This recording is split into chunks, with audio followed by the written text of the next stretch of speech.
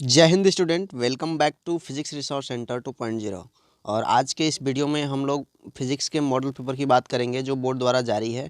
ठीक ना, कि उसमें कौन से प्रश्न किस पैटर्न पर पूछे गए हैं, कितने अंक के हैं और आपको उसका जो आंसर लिखना है, जो जवाब देना है, कितने शब्दों में देना है और किस तरीके से देना है ताकि आपको एकदम सटीक नंबर प्राप्त मिले। ठीक ना। अब यहाँ पर सबसे पहले इंस्ट्रक्शन की बात करेंगे तो पहले आपका जो टाइम है वो 3 घंटा 15 मिनट। ये आपको पता ही है कि 15 मिनट अब उसमें प्रश्न पत्र पढ़ने के लिए दिया जाता है और शेष आपको प्रश्न पत्र का आंसर लिखने के लिए किया जाता है। ठीक ना। इसका जो आपका पूर्णांक है वो 70 नंबर का। टोटल जो फिजिक्स का पेपर 100 नंबर का होने वाला होता है और इसमें जो 30 नंबर होता है वो आपका प्रैक्टिकल का होता है जो आपको आपके स्कूल द्वारा मिलता है। ठीक ना। अब यहाँ पर जो निर्देश है तो सभी प्रश्न अनिवार्य हैं, तो आपको सभी प्रश्न ही करने हैं। और इसमें अगला है कि इस प्रश्न पत्र में 5 खंड हैं, खंड अ, खंड ब, स, द और य। ठीक ना। और ये इन सभी खंडों के आपको आंसर लिखने हैं। ठीक ना, ये जो भी खंड है। और खंड अ की बात करेंगे तो इसमें बहुविकल्पी प्रश्न है और प्रत्येक प्रश्न 1 अंक का है। मतलब कि इसमें बहुविकल्पी आपको ऑप्शन टिक करना है, जो सही होगा उसको आप टिक कर सकते हैं और उसका आंसर भी लिख सकते हैं अपनी उत्तर पुस्तिका में। ठीक ना। तो ये खंड अ बहुविकल्पी है। नेक्स्ट आपका जो खंड ब है वो अति लघुत्तरी प्रश्न है और यह प्रत्येक 1 अंक का है। और आपको पता होगा कि जो अति लघुत्तरी प्रश्न होता है उसका आंसर लिखने के लिए आपको कम से कम 20 से 25 शब्दों का इस्तेमाल करना चाहिए, क्योंकि अगर आप 20 से 25 शब्दों में लिखते हैं तो आपको पूरे पूरे अंक मिलने की संभावना होती है।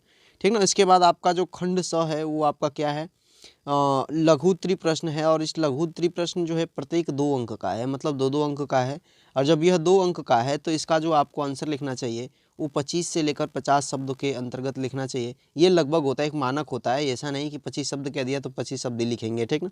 25 से 50 के बीच में लगभग इसके आसपास हो सकता है। तो ये आपको जो 2 अंक का प्रश्न है इतना शब्दों में लिख सकते हैं। उसके बाद आपका जो नेक्स्ट है खंड द। खंड द में भी लघुत्तरी प्रश्न है और इसमें जो है कि प्रत्येक प्रश्न 3 अंक का है, मतलब 3 नंबर वाला है। और जो 3 नंबर वाला प्रश्न है आप उसको कितने शब्दों में उसका आंसर दे सकते हैं, 50 से 100 शब्दों में उसका आंसर दे सकते हैं। ठीक ना। अब लगभग 50 से 100 शब्दों में आंसर, लेकिन अगर कोई न्यूमेरिकल्स है तो उसमें ऐसा ज़रूरी नहीं है कि 50 से 100 शब्द में, जितना मतलब उसको सॉल्व करने में आपको जितना शब्द का इस्तेमाल करना पड़े जो भी चीज़ हो, तो लगभग चीज़ें होती हैं। ठीक ना। नेक्स्ट है आपका खंड य। इसमें आपका विस्तृत उत्तरीय प्रश्न है और प्रत्येक प्रश्न 5 अंक का है। ठीक ना। और जो भी प्रश्न है इसमें, ठीक ना, उस प्रश्नों में अथवा करके, मतलब कि आपको ऑप्शनल मिलता है। अगर एक प्रश्न मैंने 1 दे दिया फिर उसके बाद और करके फिर 2 दे दिया। ठीक ना। तो अगर आप दोनों में से कोई एक आता है तो आप उसी को करेंगे। ठीक ना। ऐसा नहीं कि आप दोनों कर दीजिए तो एक ही को सही माना जाएगा, एक को काट दिया जाएगा। ठीक ना। तो ये आपका खंड य में विस्तृत उत्तरीय प्रश्न है। चलिए हम प्रश्न के पैटर्न की बात कर देते हैं, कैसे प्रश्न पूछे गए हैं यहाँ पर। ठीक ना। तो जो सबसे पहले आपका प्रश्न पूछा गया है खंड अ में बहुविकल्पी प्रश्न अब से पूछा है। इसमें पहले का क में निम्नलिखित में किस वैद्युत चुंबकीय विकिरण की तरंगदैर्घ्य न्यूनतम है। ठीक ना। अब तरंगदैर्घ्य न्यूनतम की बात करते हैं तब यहाँ पर कई चीज़ें आ जाती हैं कि आपका जो चैप्टर वैद्युत चुंबकीय स्पेक्ट्रम है या फिर वैद्युत चुंबकीय तरंगे हैं। ठीक ना। वैद्युत चुंबकीय तरंगे वाले चैप्टर में ये चीज़ दिया हुआ है। तो आपका जो राइट आंसर है वो गामा किरणें हैं, क्योंकि गामा किरणों की भेदन क्षमता भी सबसे ज़्यादा होती है। और जब गामा किरणों की भेदन क्षमता सबसे ज़्यादा होती है और इसकी तरंगदैर्घ्य न्यूनतम होती है तो जो ऑप्शन का प्रश्न नंबर क का राइट आंसर है वो 4 है, गामा किरणें। नेक्स्ट है आपका ख वाला प्रश्न कि एक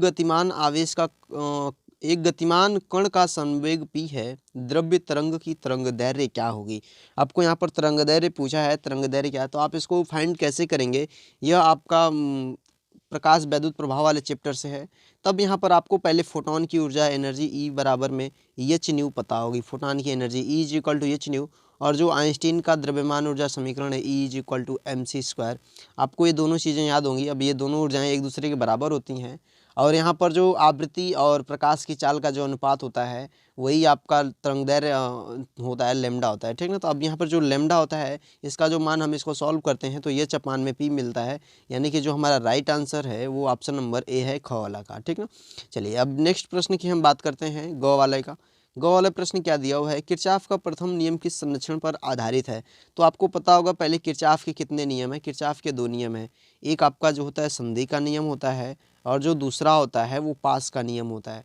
ठीक ना। एक संधि का नियम और दूसरा पास का नियम। जो संधि का नियम होता है वो क्या क्या कहता है कि किसी भी संधि पर मिलने वाली धाराओं का बीजगणितीय योग शून्य होता है। जब धारा है तो धारा का जो निर्माण होता है वो आवेशों के कारण से होता है, ठीक ना, यानी कि आवेश प्रवाह की समय दर को ही तो धारा कहते हैं, ठीक ना। तो जब यहाँ पर आवेश की बात करते हैं तो आप पहले ही चैप्टर में पढ़ चुके होंगे, आवेश संरक्षण का सिद्धांत, फिर आवेश का क्वांटमीकरण, ये सब चीज़ें पढ़े हुए हैं। तो धारा डिपेंड किस पर है, आवेश पर।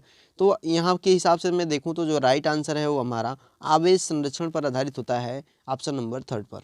नेक्स्ट प्रश्न मैं घ की बात करता हूँ कि पीएन संधि डायोड में उत्क्रम संतृप्त धारा का कारण होता है केवल। देखिए पीएन संधि डायोड में एक इस तरीके से हम बना लेते हैं कि इधर हमारा जब पी टाइप हो जाता है, इधर एन टाइप हो जाता है, और इसमें जो पी टाइप में जो आवेशवाहक होते हैं वो कोटर होते हैं, और एन में जो होता है वो इलेक्ट्रॉन होते हैं, ठीक ना। तो अब ये इलेक्ट्रॉन क्या होते हैं, ये अल्पसंख्यक होते हैं, ठीक ना। जब ये अल्पसंख्यक आवेश होते हैं तो जो इसमें प्रवाह के कारण से एक संतृप्त धारा उत्पन्न हो जाती है, ठीक ना। अल्पसंख्यक मतलब इनकी संख्या कम होती है, ठीक ना। तो अब यहाँ पर जो आपका राइट आंसर होगा वो आपका अल्पसंख्यक आवेश होता है। अगर बहुसंख्यक आवेश की बात करते हैं तो जो पी में होता है वो कोटर होता है, पी में क्या होता है, कोटर होता है, और एन टाइप में जो होता है वो इलेक्ट्रॉन होता है, ठीक ना। एन टाइप में आपका इलेक्ट्रॉन होता है, पी टाइप में क्या होता है, कोटर होता है। तो बहुसंख्यक आवेश आपसे पूछा नहीं, आपसे केवल अल्पसंख्यक पूछा है, तो आपका जो राइट आंसर है वो क्या होगा, अल्पसंख्यक आवेश के कारण से होता है, ठीक ना। नेक्स्ट आपका अंगा वाला प्रश्न दिया है, पी टाइप में एवं एन टाइप में क्रमशः, पी टाइप एवं एन टाइप में क्रमशः बहुसंख्यक आवेश होते हैं। देखिए अभी ऊपर वाले में आपको अल्पसंख्यक पर प्रश्न उठाया था, नीचे वाले बहुसंख्यक पर। तो आपको पी टाइप पहले दिया है और एन टाइप, तो पी टाइप में भी मैंने बताया कोटर होता है और एन टाइप में इलेक्ट्रॉन है। इसके अनुसार देखें तो आपका जो राइट आंसर है वो ऑप्शन नंबर सी है, ठीक ना, या थर्ड वाला ऑप्शन है ये सही है। नेक्स्ट प्रश्न की हम बात करते हैं कि मीटर सेतु की तार निम्न में से किस धातु की बनी होती है, ठीक ना। तो आप मीटर सेतु का कंस्ट्रक्शन देखे होंगे कि व्हीटस्टोन सेतु पर आधारित होता है, और जब यह व्हीटस्टोन सेतु पर आधारित होता है और इसमें जो 1 मीटर का जो लंबा तार लगा रहता है, ठीक ना, यानी कि 100 सेंटीमीटर का, वो कांस्टेंटन या फिर मैग्नीन का बना होता है। यहाँ पर यूरेका भी दिया हुआ है तो कोई दिक्कत नहीं है, मैग्नीन, ठीक ना। तो आपका ऑप्शन नंबर 3 मैग्नीन दिया हुआ है, तो आपका राइट आंसर है। नेक्स्ट मैं आपकी बात करता हूँ खंड ब की, ठीक ना। खंड ब में क्या दिया हुआ है कि दूसरे का कर्व है, ठीक ना, बामर श्रेणी की न्यूनतम तरंग दैर्घ्य क्या होगी। आपको पता होगा कि हाइड्रोजन स्पेक्ट्रम की कितनी श्रेणियां हैं, 5 श्रेणी है, लाइमन, बामर, पास्चन, ब्रैकेट फुंड, लाइमन, बामर, फिर ब्रैकेट पास्चन, ठीक ना, पास्चन, फिर ब्रैकेट फुंड, ठीक ना, ये आपकी 5 श्रेणियां हैं। और जो ये यल आता है लाइमन श्रेणी, वो पराबैंगनी विकिरण में आती है, और जो ये बामर श्रेणी होती है यह आपका दृश्य प्रकाश में आती है, दृश्य क्षेत्र में आती है, और जो पास्चन, ब्रैकेट फुंड है, ये तीनों आपकी अवरक्त श्रेणी में आती है, ठीक ना। तो आपसे पूछा है बामर श्रेणी की न्यूनतम तरंग दैर्घ्य क्या है, तो आपको फार्मूला जो पता होगा तरंग दैर्घ्य पता करने का, 1/में lambda is equal to R होता है, और ब्रैकेट में 1/में 2 का स्क्वायर माइनस में एन का स्क्वायर, ठीक ना। और जब हम एन का स्क्वायर की बात करते हैं तो जो एन का मान लेते हैं बामर श्रेणी में 2 से ऊपर लेते हैं, मतलब 3, 4, 5 कुछ ऐसा इस तरीके से करके लेते हैं। तो जो आपका यहाँ पर एन की वैल्यू रखेंगे वो कितना रखेंगे, हम 3 रखेंगे, क्योंकि वो न्यूनतम पूछा है। तो न्यूनतम क्या होगा, अब सॉरी, ये जब न्यूनतम की बात करेगा तो हम इनफाइनाइट लेंगे, अनंत लेंगे, ठीक ना। अनंत क्यों लेंगे, क्योंकि अगर न्यूनतम की बात करेगा तो वो अनंत पर ही होगा, 2 से लेकर वो अनंत तक होगा, ठीक ना। तो यानी कि 2 आपका मैक्सिमम है, और जो एन बराबर में जो इन्फाइनाइट लेंगे, अनंत लेंगे, ठीक ना, तो वो आपका न्यूनतम होगा। तो आप ये 1/λ आर और 1/2 का स्क्वायर माइनस में 1/में इन्फाइनाइट का स्क्वायर, तो आप इसको सॉल्व कर लेंगे तो कितना आ जाएगा आपका, 2 दूना 4 हो जाएगा, और लेमडा की वैल्यू ज्ञात करेंगे तो 4/आर हो जाएगा, ठीक ना, लेमडा बराबर, ठीक ना, ये आपका लेमडा बराबर में आएगा 4/आर, ठीक ना। तो ये आपका राइट आंसर है, आपको इसी तरीके से सॉल्व करना है। नेक्स्ट आपसे पूछा है ख वाले एकल गोली पृष्ठ पर प्रकाश के अपवर्तन का सूत्र लिखिए। तो यहाँ पर 2 तरीके से निकाला जाता है, गोली अवतल पृष्ठ द्वारा और गोली उत्तल पृष्ठ द्वारा। जो केवल आपको यहाँ पर फार्मूला लिखना है। देखिए ऐसा नहीं कि ये आपको प्रूफ इसका पता है तो आप प्रूफ लिख दीजिए, तो प्रूफ तो लंबा है, प्रूफ लिखेंगे तभी आपको 1 नंबर मिलेगा, केवल फार्मूला लिखेंगे तभी 1 ही नंबर मिलेगा, तो क्या फ़ायदा है इस बात का, ठीक ना। तो चलिए अगर यहाँ पर इसके अपवर्तन के सूत्र की बात करते हैं तो n/v माइनस में 1/में u is equal to n minus में 1/में r, ये आपका फार्मूला आता है, ठीक ना। तो आपको इसी फार्मूले को राइट करना है। आप यहाँ पर दिखा सकते हैं कि n अपवर्तनांक है, v जो है प्रतिबिंब की दूरी है, u वस्तु की दूरी है, r उस पृष्ठ की वक्रता त्रिज्या है, ठीक ना। आप इन सब चीज़ों को साइन जो है उसका मतलब बता सकते हैं, अर्थ बता सकते हैं, तो ये चीज़ बेहतर होता है। नेक्स्ट प्रश्न की हम बात करते हैं समस्थानिक का अर्थ एक उदाहरण देकर समझाइए। समस्थानिक मतलब आइसोटोप। समस्थानिक होता है क्या चीज़ है, ठीक ना। जब हम समस्थानिक की बात करते हैं तो समस्थानिक कैसे कहते हैं, जैसे आपको मान लीजिए कोई तत्व एक्स दे दिया है और ये यहाँ पर इसका परमाणु क्रमांक जेड देता है, परमाणु भार ए होता है, कुछ इस तरीके से करके होता है, ठीक है। अब कोई एक तत्व है, अगर कोई दूसरा तत्व मैं मान लेता हूँ कि आपका x2 है, ठीक ना, उसका जो परमाणु क्रमांक है वो Z1 है और उसका परमाणु भार जो है A1 है, ठीक ना। तो ये आपका समस्थानिक कहेंगे किसे, यदि ये Z बराबर में Z1 हो, Z बराबर में क्या हो, Z1 हो और A is not equal to A1 हो, A is not equal to क्या हो, A1 हो, तब हम उसे समस्थानिक कहेंगे। अर्थात आपको तो समझ में आ गया होगा कि समस्थानिक किसे कहेंगे, ऐसे तत्वों जिनके परमाणु क्रमांक समान लेकिन द्रव्यमान संख्याएं अथवा परमाणु भार अलग अलग होते हैं तो उन्हें हम लोग समस्थानिक कहते हैं। तो आपको एक उदाहरण देकर बताना है, जैसे हाइड्रोजन के 3 समस्थानिक होते हैं, 1H1, 1H2, उसके बाद 1H3, ठीक ना। आप यहाँ पर इसको 1H3 जो होता है इसको 1T3 भी लिखते हैं, इसको 1H2 को 1D2 भी लिखते हैं, ठीक है। तो वो मैटर बात की बात है, यहाँ पर हमको हाइड्रोजन के समस्थानिक के बारे में बताना है। तो हाइड्रोजन के यहाँ पर 3 समस्थानिक मिलते हैं और सभी का जो परमाणु क्रमांक है 1 है, लेकिन जो इसकी द्रव्यमान संख्याएं अलग अलग भिन्न भिन्न, तो ये एक समस्थानिक को दर्शाते हैं, ठीक ना। तो आपको इस चीज़ को राइट करना है। नेक्स्ट है आपका रेडियो एक्टिव किरणों को विभेदन क्षमता के बढ़ते क्रम में लिखे, ठीक ना। भेदन क्षमता रेडियो एक्टिव किरणें क्या होती हैं आपकी, अल्फा किरणें, बीटा किरणें और गामा किरणें, ठीक ना। अल्फा, बीटा और गामा, ठीक ना। अल्फा किरणें, फिर उसके बाद बीटा किरणें और ये गामा किरणें, ये आपकी तीनों रेडियो एक्टिव किरणें हैं। और आपसे इनकी विभेदन क्षमता के बारे में पूछता है, तो जो विभेदन क्षमता सबसे ज़्यादा होती है वो गामा विकिरण की होती है। तो हम कुछ इस तरीके से दिखा सकते हैं, गामा की सबसे ज़्यादा होती है, फिर बीटा की होती है और जो सबसे कम होती है वो अल्फा विकिरण की होती है, अल्फा किरण की होती है विभेदन क्षमता, ठीक ना। ये आपकी रेडियो एक्टिव किरणों की विभेदन क्षमता है। आपको इसी क्रम में लिखना है, आपको एक क्रम बताना है, ठीक है। नेक्स्ट आपका प्रश्न दिया हुआ है, संधारित्र की धारिता को कैसे बढ़ाया जा सकता है। संधारित्र की धारिता को कैसे बढ़ाया जा सकता है, आपको फार्मूला पता होगा। संधारित्र की धारिता C is equal to epsilon 0A into में K बटा में स्मॉल d। अब यहाँ पर ये सभी साइन क्या हैं, तो जो C है आपका धारिता है, एप्सिलॉन 0 आपकी वैद्युत चलता है, A आपका जो भी संधारित्र के प्लेट है उसका क्षेत्रफल है और K उस परावैद्युत पदार्थ का, ठीक ना, परावैद्युतांक है और जो D है उन दोनों प्लेटों के बीच की दूरी है, क्योंकि संधारित्र के संयोजन में 2 प्लेटें होती हैं, एक धन और एक ऋण, ठीक ना। तो नेक्स्ट अगर यहाँ पर हम बात करेंगे तो ये कांस्टेंट है, तो इसको तो मान परिवर्तित नहीं कर सकते हैं, लेकिन जिनमें परिवर्तन कर सकते हैं, जिसे परिवर्तित कर सकते हैं वो कैसे आता है, जो आपका A है प्लेट का क्षेत्रफल है, तो प्लेट की क्षेत्रफल बढ़ा देंगे तभी भी ये क्या हो जाएगा, बढ़ जाएगा, इंक्रीज हो जाएगा, ठीक ना। सब मिला जुला करके हम एक शॉर्ट वे में इसको लिखें, ठीक ना, कि जो संधारित्र है संधारित्र की धारिता C है, यह अनुक्रमणपाती है A, अर्थात A का मान बढ़ाएंगे तो C का भी मान बढ़ेगा। दूसरी बात करें, C जो अनुक्रमणपाती है वो परावैद्युतांक K के, ठीक ना, यदि K का मान बढ़ाते हैं तो धारिता भी बढ़ जाती है। नेक्स्ट आपका C जो है वो व्युत्क्रमणपाती है, बीच प्लेटों के बीच की दूरी अर्थात स्मॉल d के, ठीक ना। अब यहाँ पर स्मॉल d की हम बात जब करते हैं तो ये जो आपका स्मॉल d है इसकी दूरी अगर बढ़ा दीजिएगा तो ये वैध धारिता जो धारिता है वो कम हो जाती है। तो प्लेटों के बीच की जो दूरी घटा दीजिए तो धारिता क्या हो जाएगी, बढ़ जाएगी। तो आप इस तरीके से आपको तीनों का एक्सप्लेनेशन लिखना होगा। अब मैंने आपको शॉर्ट वे में बता दिया कैसे आप लिखेंगे, राइट करेंगे, ठीक ना।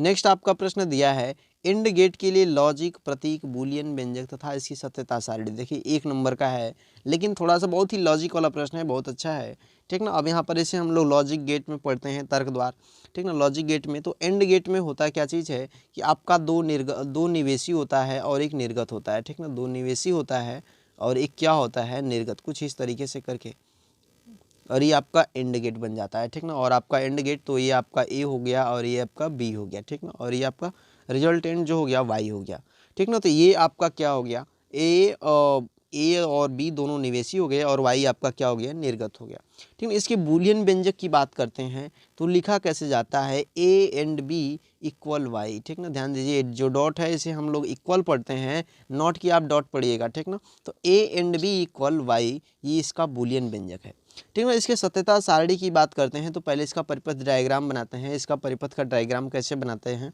ठीक ना। सबसे पहले तो जो होता है कि एक आप परिपथ लेते हैं, उस परिपथ में 2 कुंजी जोड़ते हैं और 2 कुंजी जोड़ने के बाद, ठीक ना, उसको एक साइड से इधर एक बल्ब द्वारा जोड़ते हैं, ठीक ना। ये आपका बल्ब हो जाता है और इसको हम एक बैटरी के द्वारा जोड़ देते हैं, ठीक ना। और जब हम एक बैटरी के द्वारा इसे जोड़ देते हैं कुछ इस तरीके से करके, ठीक ना। अब जब बैटरी द्वारा ये आपका प्लस और माइनस सिरा हो गया, जोड़ देते हैं आपका एक जो पहली कुंजी ए मान लेते हैं, इसको बी मान लेते हैं और इसको गामा, ठीक ना। अब इसको सत्यता सारणी बनाएंगे तो कैसे बनाएंगे, यहाँ पर मैं इसको ड्रा कर लेता हूँ और समझा देता हूँ आपको कैसे करना है, ठीक ना। तो ये आपका बन जाता है, एक ए हो गया, ए बी और वाई का हो गया, ठीक ना। मैं ऊपर वाले खाने में ए का नाम लिख देता हूँ, इसमें बी का नाम दे देता हूँ और एक यहाँ पर वाई का नाम, ठीक ना। अब यहाँ पर हम कई सारणी बनाएंगे, सभी में किसके मान को पुट करेंगे, ठीक ना। 0 का मतलब ऑफ होता है और 1 का मतलब ऑन होता है। तो यदि हम पहले ए को ऑफ रखते हैं मतलब 0 रख दें, ठीक ना, और बी को ऑन रखते हैं, तो जो हमें अब यहाँ पर एक ऑन है एक ऑफ है, तभी तो बल्ब नहीं जलेगा। तो यहाँ पर मैं रिजल्टेंट 0 लिखता हूँ। ये ऐसा करूँ, मैं ए वाले को ऑन कर देता हूँ, बी वाले को ऑफ़ कर देता हूँ, तभी भी नहीं जलेगा, मतलब 0 ही रहेगा। अगर मैं दोनों को ऑफ़ कर देता हूँ तभी भी ये नहीं जलेगा, ठीक ना। नेक्स्ट यदि जब इसको जलने, बल्ब को जलने की बात आती है, तो मतलब ए को भी ऑन करूँगा और बी को भी ऑन करूँगा। जब ए और बी मैं दोनों को ऑन करूँगा मतलब कि 1 और 1 लिखूँगा, ठीक ना। मैं इसको इधर लिख देता हूँ, 1 लिख देता हूँ और 1, तो जो वाई रिजल्टेंट मिलेगा वो भी क्या मिलेगा, 1 मिलेगा, यानी कि बल्ब ऑन हो जाएगा। तो ये इसकी सत्यता सारणी हो जाती है। आपको इस तरीके से करके दिखाना होता है, ठीक ना। आप अपनी कॉपी में इसको लिख सकते हैं। नेक्स्ट में आप बात करते हैं खंड स की, जो आपके 2 नंबर वाले प्रश्न हैं। 2 नंबर वाले प्रश्न में क्या दिया है, वैद्युत फ्लक्स की परिभाषा तथा मात्रक लिखिए। ऋणात्मक वैद्युत फ्लक्स का क्या अर्थ है, ठीक ना। तो वैद्युत फ्लक्स की परिभाषा तथा मात्रक लिखने के लिए हम क्या करते हैं, पहले तो आपको परिभाषा पता ही होगा कि किसी पृष्ठ से अभिलंबवत गुजरने वाली वैद्युत बल रेखाओं की माप को हम लोग क्या कहते हैं, वैद्युत फ्लक्स कहते हैं। अर्थात इसका जो फार्मूला आता है हमारा वैद्युत फ्लक्स का, phi E is equal to E into में ए, ठीक ना। ई ए कॉस थीटा आता है, सीधे मैं लिख देता हूँ फार्मूला, ई ए कॉस थीटा लिख देता हूँ और जब यहाँ पर ये फार्मूला लिख देता हूँ, ठीक ना। आपके इसके बाद पूछा क्या है, इसका मात्रक लिखिए। तो ई का मात्रक आपको न्यूटन प्रति कूलम पता ही होगा और ए का मात्रक मीटर स्क्वायर, ठीक ना। तो इसका मात्रक क्या हो जाएगा, न्यूटन मीटर स्क्वायर प्रति कूलम, ठीक ना। ये आपका मात्रक आ जाता है चुंबक वैद्युत फ्लक्स का, ठीक ना। जब ये वैद्युत फ्लक्स का मात्रक आ जाता है। नेक्स्ट आपसे उसी प्रश्न में पूछा है ऋणात्मक वैद्युत फ्लक्स का क्या अर्थ है, मतलब कि ये कॉस थीटा की जो वैल्यू अगर ऋणात्मक आ जाती है तो ये जो वैद्युत फ्लक्स होगा वो ऋणात्मक होगा, और ऋणात्मक होगा तो कॉस थीटा की जो वैल्यू होती है ऋणात्मक कहाँ पर होती है, तो वो थीटा बराबर में जब आप 180 डिग्री पुट करेंगे तब वो कितना आ जाएगा, -1 आएगा। और यहाँ पर क्या होगा कि वैद्युत फ्लक्स ऋणात्मक होगा।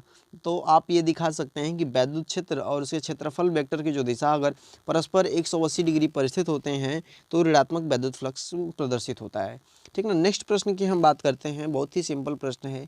एक तार में 5 एम्पियर की धारा प्रवाहित हो रही है, तो तार की अनुप्रस्थ काट से प्रति मिनट कितने इलेक्ट्रॉन गुजरते हैं, ठीक ना। अगर तार के अनुप्रस्थ काट से प्रति मिनट कितने इलेक्ट्रॉन गुजरते हैं तो आप इसको कैसे करेंगे, ठीक ना। देखिए आपको 2 चीज़ें पता होगा, आप एक पढ़े होंगे फार्मूला आवेश का क्वांटमीकरण, Q बराबर में N, यानी कि जो N होता है वो आपका एक कंप्लीट नंबर होना चाहिए, पूर्ण संख्या होना चाहिए, ठीक ना, Q बराबर में।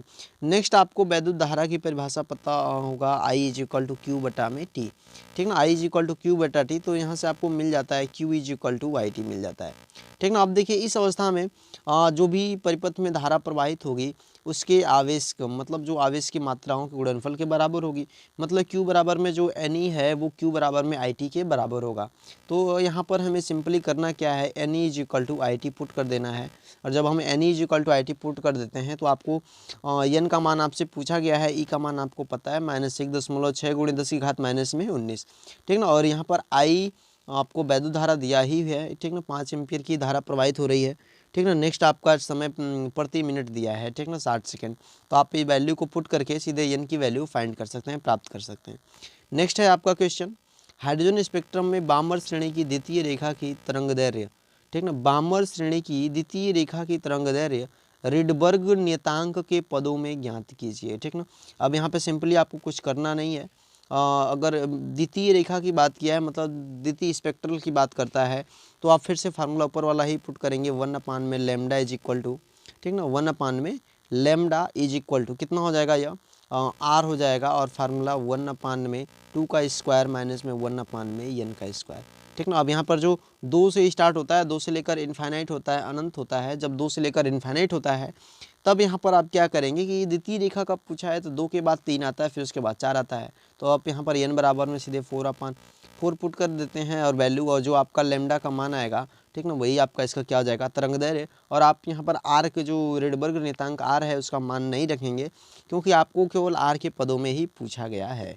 ठीक है, जब ये आर के पदों में पूछा गया है तो आप इसका राइट आंसर लिख सकते हैं, क्योंकि ये 2 नंबर का प्रश्न है तो 20 से 25 शब्दों में आंसर देना होता है आपको। ठीक ना, पहले आप लिखेंगे कि थोड़ा बहुत उसके बारे में इंट्रोडक्शन लिखिएगा। बामर श्रेणी आपकी दृश्य प्रकाश की श्रेणी में आती है। ठीक ना, और जो अन्य है पाश्चन ब्रैकेट फुंड आपका अवरक्त में आता है, पराबैंगनी आपका अरे लाइमन आपका पराबैंगनी श्रेणी में आती है। तो आप इन सब चीज़ों को इंक्लूड करके थोड़ा सा इन्फॉर्मेशन दे देंगे तो एग्जामिनर को भी लगेगा कि आपको कुछ जानकारी है, आपको पता है। ठीक ना, नेक्स्ट प्रश्न की बात करता है घ में, तो दी ब्रॉगली तरंगदैर्घ्य का व्यंजक लिखिए। ठीक ना, आपको यहाँ पर व्यंजक लिखना है।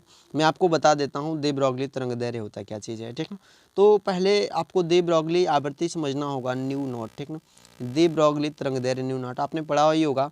तो वह न्यूनतम आवृत्ति जो किसी धातु के पृष्ठ से, ठीक ना, इलेक्ट्रॉन उत्सर्जित करने के लिए आवश्यक होती है। जैसे यहाँ पर का धातु का पृष्ठ है, इस पर कोई प्रकाश पड़ रही है, ठीक ना, तो उसके पृष्ठ से धातु इलेक्ट्रॉन को निकलना चाहिए। यदि इलेक्ट्रॉन निकल जाता है तो जो आवृत्ति होती है न्यूनतम, उसी को हम लोग क्या कहते हैं, देहली आवृत्ति कहते हैं। अब इस देहली आवृत्ति पर जो तरंगदैर्घ्य होती है वो क्या होती है। ठीक ना, देहली आवृत्ति पर तरंगदैर्घ्य की बात करेंगे तो जो फार्मूला आपने पढ़ा होगा, एक v बराबर में यन लैम्डा। अब यहाँ पर यन आपका आवृत्ति हो जाता है और जो v हो जाता है वो प्रकाश की चाल। ठीक ना, तो v को अब प्रकाश की चाल मैं c लिख देता हूँ। अगर देहली आवृत्ति की बात करेगा तो न्यू नॉट लिख देता हूँ, और जो लैम्डा है वो आपका क्या है, तरंगदैर्घ्य है। ठीक ना, जो आपका तरंगदैर्घ्य है तो आप इस तरीके से इसको लिखेंगे तो आपका जो लैम्डा बराबर में फार्मूला मिलता है वो c बटा में न्यू नॉट मिलता है। मतलब यदि आवृत्ति न्यूनतम होगी तो तरंगदैर्घ्य मैक्सिमम होगा, अगर आवृत्ति ज़्यादा होगी तो तरंगदैर्घ्य जो होगा न्यूनतम होगा। ठीक ना, तो ये आपका दे ब्रॉगली।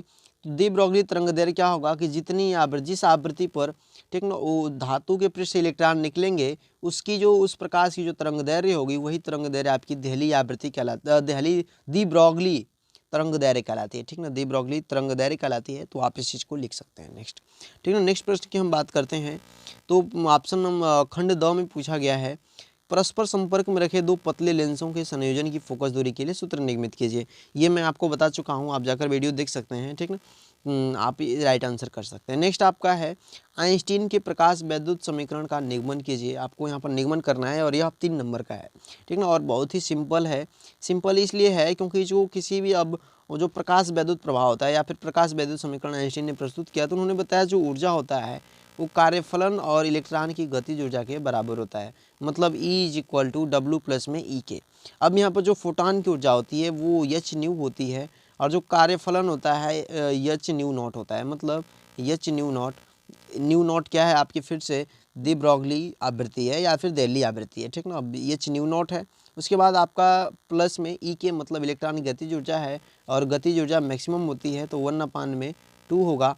ठीक ना, और mv मैक्स का स्क्वायर होगा। ठीक ना, और mv मैक्स का स्क्वायर जो होगा ये आपका क्या होगा, v मैक्स का स्क्वायर। ठीक ना, तो मतलब अधिकतम वेग मैक्सिमम दिखा रहा है और आप इस यहाँ पर गतिज ऊर्जा ई के की वैल्यू मतलब हाफ mv मैक्स का स्क्वायर फाइंड करेंगे तो कितना आ जाएगा। यहाँ पर मैं लिख देता हूँ 1/2 mv मैक्स का स्क्वायर। ठीक ना, mv मैक्स का स्क्वायर बराबर में कितना हो जाएगा, ये कॉमन कर लेंगे तो इधर आ के न्यू माइनस में न्यू नॉट हो जाएगा। ठीक ना, ये आपका आंसर हो जाएगा हाफ mv मैक्स का स्क्वायर। ठीक ना, तो ये आपका प्रकाश वैद्युत समीकरण है आइंस्टीन का और आपको इसे जरूर तैयार करना चाहिए क्योंकि ये आपका प्रश्न कंपलसरी जरूर इससे कोई ना कोई रिलेटेड पूछ ही देता है। ठीक है, नेक्स्ट आपके में प्रश्न की बात करते हैं तो ब्रूस्टर के नियम से सिद्ध कीजिए अपवर्तित तथा परावर्तित किरणें परस्पर लंब होती हैं। ठीक ना, आपको ब्रूस्टर का नियम पता होगा, क्या है ब्रूस्टर का नियम, N = 10 IP। तो ब्रूस्टर के नियम से जब हम परावर्तन की व्याख्या करते हैं कुछ इस तरीके से, एक हमारा पृष्ठ ले लेते हैं। ठीक ना, तो यहाँ पर किरण आती है, ये आपका विलंब हो जाता है, यहाँ पर जो एंगल इसको हम लोग IP दिखाते हैं। ठीक ना, तो एक यहाँ पर अपवर्तित हो जाता है। ठीक ना, आपका अपवर्तित होता है और एक ये नीचे वाला परावर्तित होता है और ये अपवर्तित होता है। तो अपवर्तित होता है तो ये नीचे वाला R होता है और ये वाला जो एंगल होता है वो IP होता है। तो जो हम इसको सॉल्व करने के, जो प्रूफ करके जो हम फार्मूला प्राप्त करते हैं वो क्या प्राप्त करते हैं, IP प्लस में R बराबर में 90 डिग्री, हम यही फार्मूला प्राप्त करते हैं। ठीक ना, IP प्लस में R = 90 डिग्री ये हम प्राप्त करते हैं। अब देखिए IP और R दोनों मिलकर के 90 डिग्री है। तो आपसे पूछा है कि अपवर्तित किरण और परावर्तित किरण परस्पर लंब होती हैं। अब बताइए एक सरल रेखा कितना डिग्री का कोण बनाती है? 180 डिग्री का। और R और IP मिलकर 90 डिग्री हैं। तो ये आपकी परावर्तित किरण है और ये आपकी अपवर्तित किरण है। तो दोनों के बीच में जो एंगल बनेगा वो भी कितना बनेगा? 90 डिग्री का एंगल बनेगा। देखिए मैंने आपको तो ऐसे समझा दिया कि 90 डिग्री हो जाएगा, लेकिन आपको सिद्ध करके दिखाना है तो आप थोड़ा बहुत इसका प्रूफ लिखेंगे कि कैसे प्रूफ करेंगे, ठीक ना। तो आई होप कि आपको तरीका लग गया होगा कैसे आपको आंसर लिखना है इसका। नेक्स्ट हम बात करते हैं एम्पियर के परिपथी नियम का। तो एम्पियर का परिपथी नियम लिखिए और इसकी सहायता से एक अनंत लंबाई के सीधे धारावाही तार से स्मॉल r दूरी पर चुंबकीय क्षेत्र का सूत्र स्थापित कीजिए, ठीक ना। तो जो एम्पियर का परिपथी नियम है वो क्या कहता है, ठीक ना। देखिए एम्पियर का जो परिपथी नियम है क्या कहता है कि चुंबकीय क्षेत्र की तीव्रता स्मॉल b, ठीक ना, और स्मॉल b और जो उसका लंबाई होता है, ठीक ना, dl, ठीक ना, इन दोनों का रेखीय समाकलन का जो मान होता है वो क्या होता है कि उस परिपथ द्वारा कुल घिरी हुई नेट धारा, ठीक ना, यानी कि म्यू नॉट धारा आई का म्यू नॉट गुना होता है, अर्थात म्यू नॉट इंटू में आई होता है, ठीक है। ध्यान दीजिएगा ये जब धारा परिबद्ध होगी तभी इसका मान म्यू नॉट इंटू आई के बराबर होगा, मतलब B vector dot DL vector का जो रेखीय समाकलन होगा इसके बराबर होगा। यदि परिपथ परिबद्ध नहीं होता है तो जो इसका मान होता है वो 0 के बराबर होता है। आप ध्यान रखिएगा, आपसे कभी प्रश्न शॉर्ट में ऐसे पूछ लिया जाता है। अब आपको इसी का प्रयोग करके एक अनंत लंबाई के सीधे धारावाही तार के कारण चुंबकीय क्षेत्र की तीव्रता प्राप्त करनी है, ठीक ना। तो अगर इस तरीके से मान लेते हैं कोई एक हमारा ये है क्या कहा जाता है कि तार है अनंत लंबाई का, ठीक ना, और इसके चारों तरफ कुछ इस तरीके से और इससे स्मॉल r दूरी पर है, तो आप इसी का प्रयोग करके आप इसको फाइंड कर सकते हैं। क्योंकि जो b का मान आपको पता करना है और जो l का मान हो जाएगा वो 2πr हो जाएगा, क्योंकि ये वृत्ताकार है, ठीक ना। जब वृत्ताकार है तो यहाँ पर मैं कुछ शॉर्ट में करने का प्रयास करता हूँ, बी वेक्टर डॉट में डी एल वेक्टर, ठीक ना, कुछ इस तरीके से। तो अगर मैं इसके प्रूफ की बात करूँगा तो यहाँ पर बी हो जाएगा और ये कितना हो जाएगा गुणा में 2πr, ठीक ना, और इधर कितना हो जाएगा एम्पियर के परिपथी नियम से म्यू नॉट इंटू में आई हो जाएगा। तो आप यहाँ पर अगर बी का मान प्राप्त करते हैं तो कितना हो जाएगा म्यू नॉट अपान में 2π हो जाएगा इंटू में आई बटा में क्या हो जाएगा आर हो जाएगा, स्मॉल आर। ये आपका फार्मूला आ जाता है। तो आप इसको थोड़ा सा लैंग्वेज लिखेंगे कि अनंत लंबाई का है, इसके चारों तरफ परिबद्ध जो धारा है, ठीक ना, किस तरीके से इस तार में प्रवाहित हो रही है ऊपर अपवर्ड डायरेक्शन में, मतलब ऊर्ध्वमुखी दिशा में ऊपर की तरफ, ठीक ना। तो आप इस तरीके से इसको सॉल्व कर सकते हैं। नेक्स्ट आपका जो प्रश्न दिया है, एक कुंडली का स्वप्रेरण गुणांक 40 मिली हेनरी है और इसमें वैद्युत धारा 5 मिली सेकेंड में 2 एम्पियर से 12 एम्पियर हो जाती है। कुंडली में प्रेरित विद्युत वाहक बल ज्ञात कीजिए। तो यहाँ पर जो स्व प्रेरण वाली परिभाषा आती है, परिभाषा की मैं बात नहीं करूँगा क्योंकि ये मैं आपको पेपर का तरीका बता रहा हूँ, मैं सीधे आपको फार्मूला बताता हूँ। E इज इक्वल टू क्या होता है माइनस में यल डी आई बटा में डी टी, ठीक ना। ये आपका फार्मूला होता है। विद्युत वाहक बल है, यल जो है स्व प्रेरण गुणांक है, डी आई धारा में परिवर्तन, मतलब 2 से 12 हो जाती है। तो जब 2 से 12 होती है तो 12 में से 2 घटा लेंगे तभी तो डी आई का मान आएगा, तो 10 हो जाएगा। नीचे डी टी कितने समय में 5 मिली सेकेंड में, मतलब वो 0 से 5 मिली सेकेंड, तो 5 गुणे 10 की घात माइनस में 3 बना और 0 कर लेंगे और करके इसका वैल्यू और यल का वैल्यू रख लेंगे तो आपको विद्युत वाहक बल का मान पता हो जाएगा। देखिए एकदम सिंपल फार्मूला पर है और 3 नंबर का प्रश्न है, आप इसको जरूर लगाना चाहिए।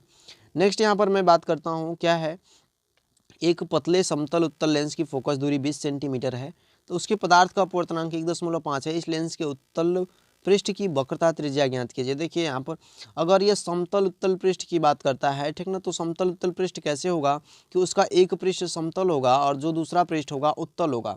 जब एक पृष्ठ समतल होगा दूसरा पृष्ठ उत्तल होगा, तो अगर जो समतल पृष्ठ है उसकी वक्रता त्रिज्या की मैं बात करूँगा तो वो क्या होगा, इनफाइनाइट होगा, अनंत होगा। जो एक आपका उत्तल पृष्ठ वाला होगा उसको आपका क्या होगा R1 मान लेते हैं, तो R1 मान लीजिए, ठीक ना। तो एक इनफाइनाइट होगा और एक क्या होगा, कुछ उसका वैल्यू होगा। तो आपको फार्मूला पता होगा फोकस दूरी का, 1 अपान में एफ इज इक्वल टू कितना होता है n माइनस में 1 और ब्रैकेट में 1 अपान में एक मिनट, ये 1 अपान में क्या होता है R1 माइनस में 1 अपान में R2 होता है।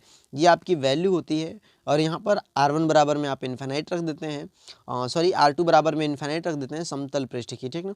तो R2 बराबर में जब आप इन्फिनाइट रख देते हैं और जो उत्तल पृष्ठ की जो वक्रता त्रिज्या उसे R1 मान लेते हैं, तो आपको फोकस दूरी दिया हुआ है, n का मान दिया है और R1 का मान आपको ज्ञात करना है। तो आप इजीली ज्ञात कर सकते हैं, ये भी बिल्कुल फार्मूले पर ही है, ठीक है ना। तो वो आपको सीधे प्रश्न को टारगेट करना है। अगर प्रश्न कम नंबर में पूछा है तो आपको ज़्यादा उसमें लैंग्वेज और थ्योरी नहीं देना है, लेकिन अगर सीधे कॉन्सेप्ट की बात करते हैं और सीधे कॉन्सेप्ट को ही ठोक डालिए, मतलब लगा डालिए, ठीक ना, आपको आंसर नंबर पूरा मिलेगा। नेक्स्ट है आपका किसी छोटी दूरबीन के अभिदृश्य की फोकस दूरी 144 सेंटीमीटर और नेत्रिका की फोकस दूरी 6 सेंटीमीटर है, तो दूरबीन की आवर्धन क्षमता कितनी है, अभिदृश्यक तथा नेत्रिका के बीच की पृथक्कन दूरी क्या है, ठीक ना। ये आपका प्रश्न दिया हुआ है। और मैं आपको दूरदर्शी की या फिर दूरबीन की जो आवर्धन क्षमता का वैल्यू फार्मूला बता चुका हूँ, प्रूफ भी कर चुका हूँ कितना आता है, ठीक है। तो मैं आपको फार्मूला सीधे राइट कर देता हूँ कि क्या फार्मूला आता है, ठीक ना। यम इज इक्वल टू माइनस में और यफ ओ अपान में एफ ई, यफ ओ अपान में यफ ई, और ब्रैकेट में क्या आता है 1 प्लस में यफ ई अपान में डी आता है। ये आपका फार्मूला होता है जब आपका प्रतिबिंब स्पष्ट दृष्टि की न्यूनतम दूरी स्मॉल डी पर बनता है, अरे कैपिटल डी पर बनता है, ठीक ना। तो ये आपका फार्मूला होता है। आपको यहाँ पर अभिदृश्यक लेंस की फोकस दूरी एफ ओ का मान भी दिया हुआ है, नेत्रिका लेंस एफ ई, नेत्रिका लेंस एफ ई की फोकस दूरी का भी मान दिया है। और जो नेक्स्ट है आपका स्पष्ट दृष्टि की न्यूनतम दूरी 25 सेंटीमीटर आपको पता होती है, तो आप ये इन सब वैल्यू को पुट करके आप आंसर ज्ञात कर सकते हैं, इसका मान ज्ञात कर सकते हैं।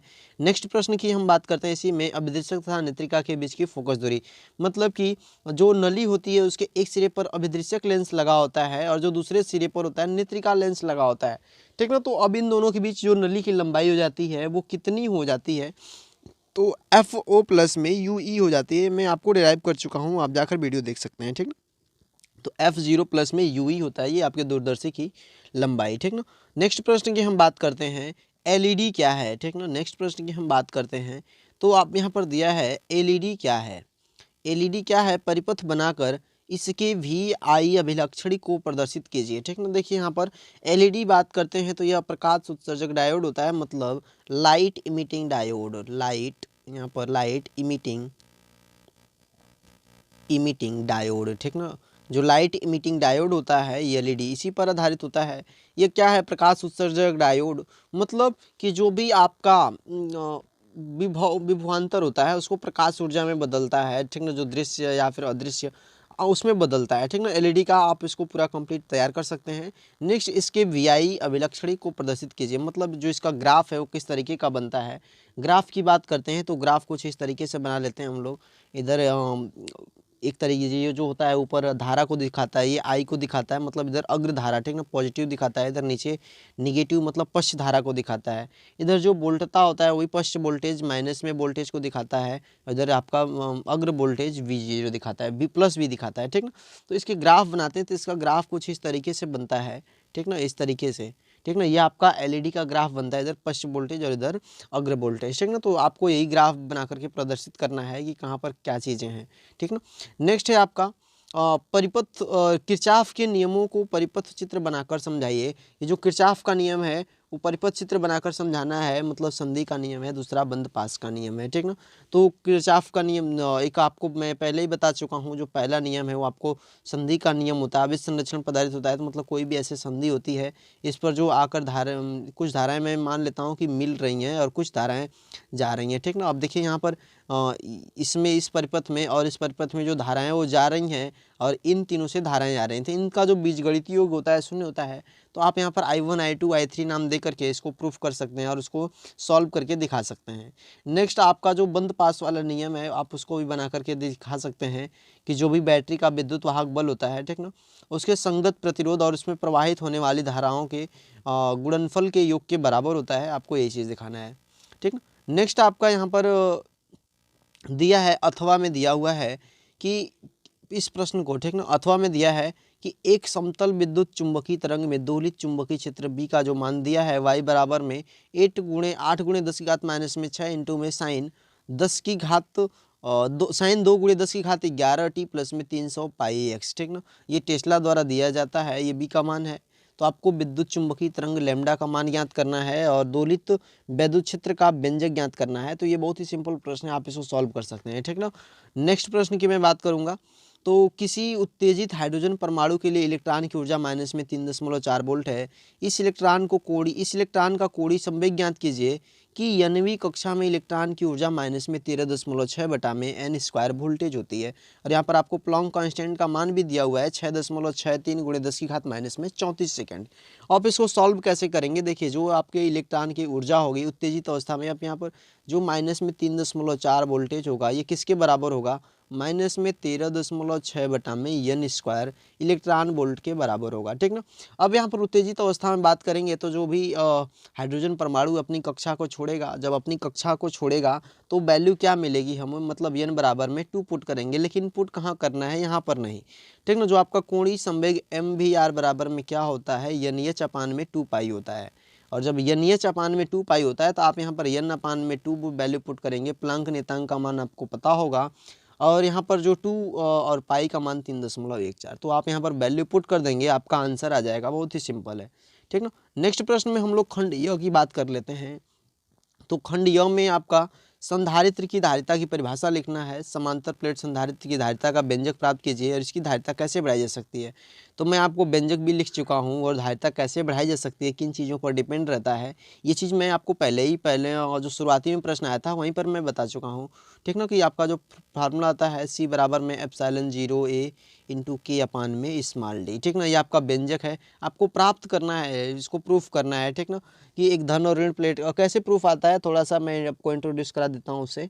कि आप पहले किसका मान ज्ञात करेंगे, वैद्युत क्षेत्र की तीव्रता ई का मान ज्ञात करेंगे, ठीक ना। ई का मान ज्ञात करने के बाद आपको फार्मूला पता होगा V बराबर में E इंटू डी। तो जो विभव के आधार पर इसी फार्मूले, इन दोनों फार्मूला का यूज करके हम प्रयोग करते हैं, ठीक ना। यहाँ पे थोड़ा बहुत गॉस का नियम भी उपयोगी होता है, क्योंकि जो धन और ऋण प्लेटों के कारण जो वैद्युत क्षेत्र की तीव्रता आती है गॉस के नियम से ही हम लोग प्राप्त करते हैं, ठीक ना। और इसके अथवा वाले प्रश्न की बात कर लेता हूँ तो वो तो बिल्कुल ही सिंपल है कि रेखीय आवेश घनत्व से क्या तात्पर्य। रेखीय आवेश घनत्व क्या होता है, एकांक लंबाई पर वितरित आवेश की मात्रा को रेखीय आवेश घनत्व लैम्डा कहते हैं, ठीक ना। ये जो लैम्डा होता है क्यूब आई में क्या होता है, यल होता है। इसकी मात्रा की बात कर लेते हैं हम लोग तो कूलाम प्रति मीटर हो जाता है, कूलाम प्रति क्या हो जाता है, मीटर। ये देखिए आवेश घनत्व का। अब इसका प्रयोग करके एक समान रूप से आवेशित अनंत लंबाई के सीधे तार के निकट वैद्युत क्षेत्र की तीव्रता के लिए व्यंजक प्राप्त कीजिए। इसे आप लोग कई बार पढ़ चुके होंगे और बिल्कुल सिंपल है कि एक अनंत लंबाई का है, उसके चारों तरफ आप एक गॉसियन पृष्ठ की कल्पना करते हैं। जब आप उसके चारों तरफ एक गॉसियन पृष्ठ की कल्पना करते हैं और गॉसियन पृष्ठ की कल्पना करने के बाद आप वहाँ पर फार्मूला को अप्लाई करेंगे, ठीक ना। नेक्स्ट प्रश्न की मैं बात करूँगा। दिया है आपका 2 गुणे 10 की घात माइनस में 10 मीटर त्रिज्या के वृत्ताकार मार्ग पर एक इलेक्ट्रॉन 3 गुणे 10 की घात में 6 मीटर प्रति सेकेंड की चाल से चक्कर लगा रहा है। तो वृत्ताकार मार्ग के केंद्र पर उत्पन्न चुंबकीय क्षेत्र की गणना कीजिए। देखिए ये भी प्रश्न बिल्कुल सिंपल है। पहले आपको केंद्र पर चुंबकीय क्षेत्र की तीव्रता प्राप्त करनी है।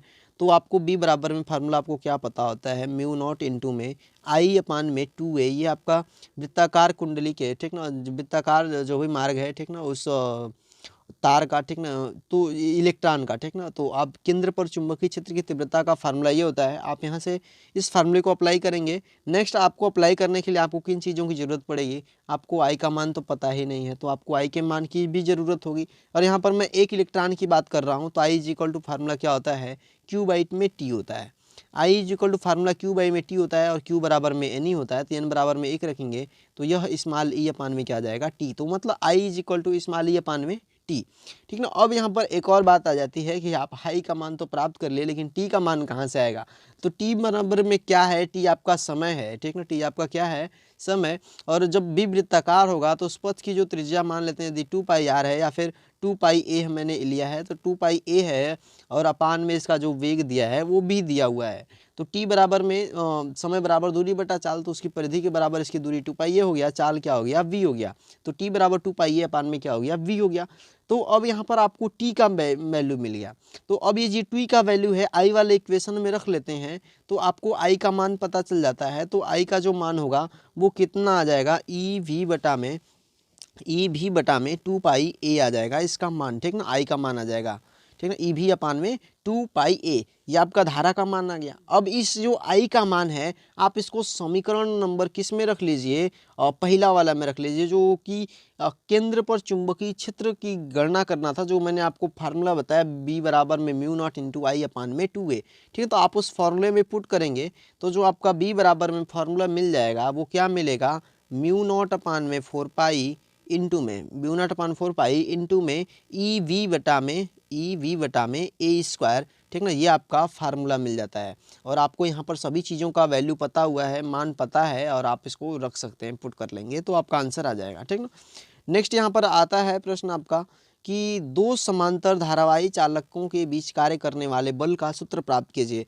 मतलब कि दो समांतर धारावाही चालक तार हैं तो उनके बीच में जो कार्य करने वाला बल है, ठीक ना, उसको प्राप्त करना, सूत्र प्राप्त करना है। ये 5 नंबर का है, मोस्ट ऑफ द इम्पोर्टेंट है। ये आपका तार आई है, इसको में तार आई करें, या इस तार में I1 धारा प्रवाहित हो रही है और एक दूसरा तार है, इसमें आपकी I2 धारा प्रवाहित होती है। तो जो फार्मूला आता है वो क्या आता है, F अपान में L is equal to mu not upon में 4 पाई इंटू में I1 I2 बटा में R, ये आपका फार्मूला आता है। और जो आपका ये फार्मूला आता है तो इसी को आपको डिराइव करना है, प्रूफ करना है। इसी फार्मूले से हमारा 1 एम्पियर की भी परिभाषा आती है और 1 एम्पियर की परिभाषा आपसे पूछा जाता है कि 1 एम्पियर क्या होता है। तो क्या बताएंगे कि दो अनंत लंबाई के सीधे धारावाही चालक तार, ठीक ना, परस्पर 1 मीटर की दूरी पर स्थित हों, यदि उनमें धारा प्रवाहित करने पर उनके प्रति एकांक लंबाई पर, यानी कि F अपान में L, ठीक ना, प्रति एकांक लंबाई पर 2 गुणे 10 की घात माइनस में 7 न्यूटन का, ठीक ना, 2 गुणे 10 की घात माइनस में 7 न्यूटन का बल उत्पन्न होता है तो उस तार में प्रवाहित धारा को 1 एम्पियर कहते हैं। ठीक है, तो ये आपका फार्मूला 1 एम्पियर का डिफिनीशन हो गया।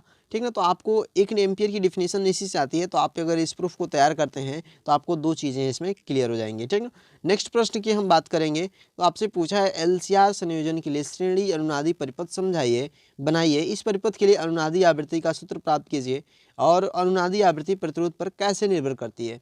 देखिए यहाँ पर मैं आपको पूरा तो नहीं बताऊंगा, लेकिन कुछ बता देता हूँ कि पहले उसका अनुनादी परिपथ बना लीजिएगा। अनुनादी परिपथ बनाने के लिए आपको यहाँ पर अनुनादी परिपथ के लिए शर्तें क्या होती है कि जो आपका प्रेरण प्रतिघात XL होता है और जो धारती प्रतिघात XC होता है, इन दोनों का मान बराबर होता है अनुनादी परिपथ के लिए। और आपको XL का मान पता होगा कितना होता है, ओमेगा L होता है, और XC का मान कितना होता है, 1 अपान में ओमेगा C होता है।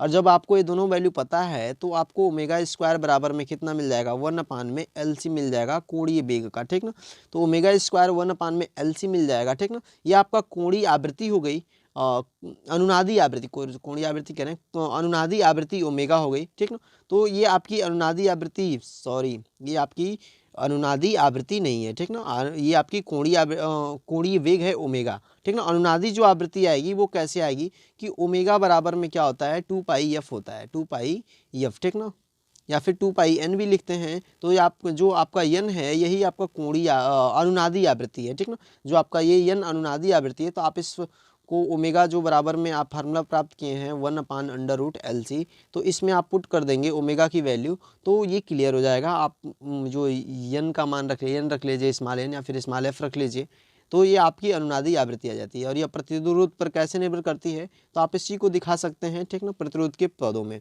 इसमें अथवा की प्रश्न की बात करता है तो यंग के प्रयोग में 4000 एंगस्ट्रम तरंग दैर्घ्य का प्रकाश प्रयुक्त करने पर 2 मीटर दूरी पर स्थित पर्दे पर दीप्त फ्रिंज की चौड़ाई दीप्त 0.6 mm प्राप्त होती है। तो यदि पूरा उपकरण 1.5 अपूर्णांक के द्रव में डुबा दिया जाए तो फ्रिंज की चौड़ाई ज्ञात कीजिए। ये भी बहुत ही सिंपल प्रश्न है, और जब सिंपल प्रश्न है तो आप इसको लगा सकते हैं। यंग के द्विक रेखा छिद्र के प्रयोग पर आधारित है कि जो भी पथांतर आता है, ठीक ना, कालांतर आता है, कैसे उस चीज़ को सॉल्व किया जाता है। ठीक है, तो आप उसको सॉल्व कर सकते हैं। नेक्स्ट प्रश्न की मैं बात करूंगा, क्वेश्चन नंबर 9 की। तो दिया है आपका NPN ट्रांजिस्टर में वैद्युत चालन की क्रिया को समझाइए और इसमें आधार पतला क्यों होता है और PNP ट्रांजिस्टर की तुलना में वह अधिक उपयोगी क्यों होता है। देखिए NPN बनता कैसे है। NPN बनाने के लिए आपका एक N टाइप का अर्धचालक कुछ एक N टाइप का कुछ इस तरीके से लेते हैं और इसके बीच में एक पतला सा P टाइप का अर्धचालक लगाते हैं, इधर N, और इसको आप किसी बैटरी से जोड़ देते हैं। ठीक ना, और किसी बैटरी से जोड़ दिया जाता है, ये N और ये P और ये क्या हो जाता है, N हो जाता है। तो ये आपका NPN ट्रांजिस्टर होता है। और जब NPN ट्रांजिस्टर होता है तो इधर आपका कलेक्टर C होता है। ठीक ना, ये आपका बेस B होता है, और इधर ये आपका इमीटर E होता है। ठीक ना, तो आप यहाँ पर इस चीज़ को अपने बुक से तैयार कर सकते हैं। शायद मैं इस चीज़ को कवर नहीं कर पाया वीडियो में क्योंकि टाइम कम था। ठीक ना, इसमें जो इसका आधार पतला क्यों होता है, मतलब जो बेस होता है वो पतला क्यों होता है, और PNP ट्रांजिस्टर की तुलना में अधिक उपयोगी क्या हैं, तो आप इन सब चीज़ों को एक SC के फॉर्म में लिख सकते हैं। एक बहुत ही सिंपल है, बस आप उस चीज़ को समझे रहेंगे तो आराम से लिख सकते हैं, कोई कठिन नहीं है। ठीक है। नेक्स्ट आपका लास्ट प्रश्न है, हाइगेंस के द्वितीयक तरंगिकाओं के सिद्धांत की व्याख्या कीजिए। ठीक है, देखिए हाइगेंस के जो द्वितीयक तरंगिकाओं के सिद्धांत की आपको विवेचना करना है, उसको लिखना है। ठीक ना, कि क्या क्या चीज़ें हाइगेंस ने बताया था अपने द्वितीयक तरंगिकाओं के सिद्धांत के अनुसार। ठीक ना, तो आप उन सब चीज़ों को लिखेंगे हाइगेंस के द्वितीयक तरंगिकाओं के सिद्धांत के बारे में। ठीक ना, तो आई होप कि आपको वीडियो इन्फॉर्मेटिव लगा होगा। तो ये आपका फिजिक्स का जो मॉडल पेपर था बोर्ड द्वारा जारी, मैंने उसको सॉल्व किया, जो भी एक तरीका था आपको लिखने का तरीका बता दिया कि आप कैसे उस चीज़ को लिखेंगे तो आपको कितने नंबर प्राप्त हो सकते हैं, कैसे लिख सकते हैं। ठीक ना, और यह सबसे सटीक तरीका है। ठीक ना, एक और मॉडल पेपर है, शायद अगर टाइम मिले तो मैं उस चीज़ को आपके बीच में लाऊंगा। ठीक ना, तो मिलते हैं हम लोग किसी नेक्स्ट वीडियो में, तब तक के लिए जय हिंद।